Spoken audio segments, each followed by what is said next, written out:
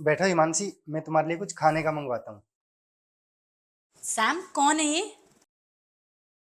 हिमांशी, मैंने तुमको बताया था ना, इनसे मिलो। ये है शीतल, और शीतल ये है हिमांशी।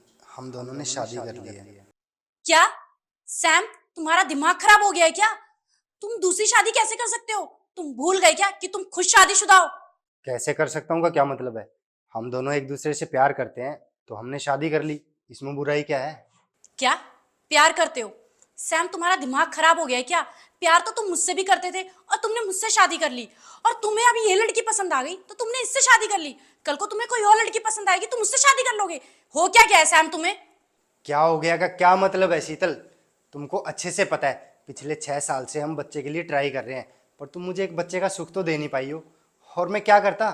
मुझे भी घर वालों को जवाब देना पड़ता है। मम्मी पापा हर वक्त यही पूछते रहते हैं कि उनको पोते का सुख कब मिलेगा। मैं क्या जवाब दूं उनको?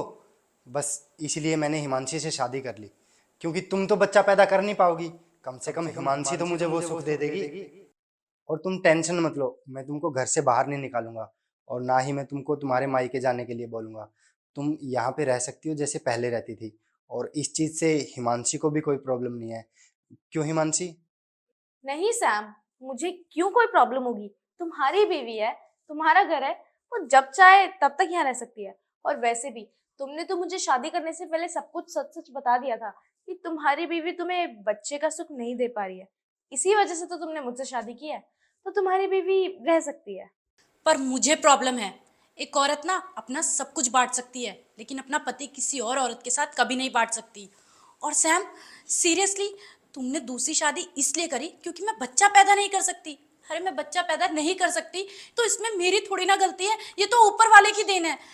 और बात रही तुम्हारे मम्मी पापा की, तो सैम, अगर तुम मुझसे सच्चा प्यार करते ना तो तुम मेरे लिए स्टैंड लेते, ना कि तुम ऐसे किसी भी औरत को घर में शादी करके ले आते। कल को ये लड़की भी बच्चा पैदा नहीं कर पाई तो तुम तीसरी शादी कर लोगे, और उस लड़की ने भी बच्चा पैदा नहीं किया तो तुम चौथी शादी कर लोगे। ऐसे ज़िंदगी नहीं चलती है सैम। मैंने तुमको बोला था कि मैं बच्चा पैदा नहीं कर सकती, लेकिन हम बच्चा अडॉप्ट कर लेते हैं। और तुमने क्या कहा कि नहीं, समाज क्या बोलेगा, मम्मी पापा क्या बोलेंगे। तो अब तुम मुझे बताओ सैम, अगर मम्मी पापा को ये पता चलेगा कि तुमने दूसरी शादी कर ली है, समाज को ये पता चलेगा कि तुमने दूसरी शादी कर ली है, तो तो क्या तुम्हारी बदनामी नहीं होगी?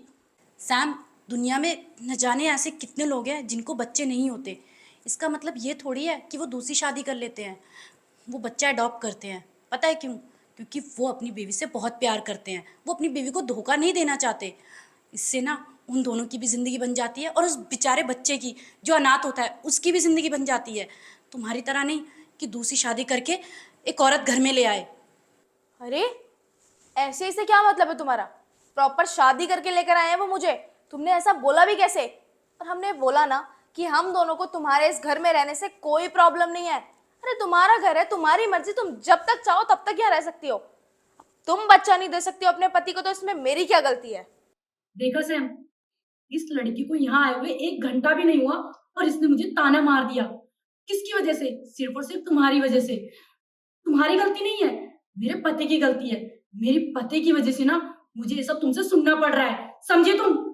और रही बात तुम्हारी सैम, तुमने इससे इसलिए शादी करी ना क्योंकि तुम्हें बच्चा चाहिए था। तुम्हें क्या लगता है सैम कि मुझे बच्चा नहीं चाहिए?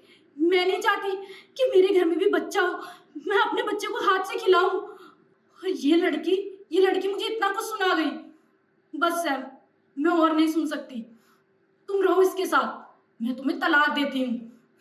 फिर तुम्हें जो करना है ना वो करो।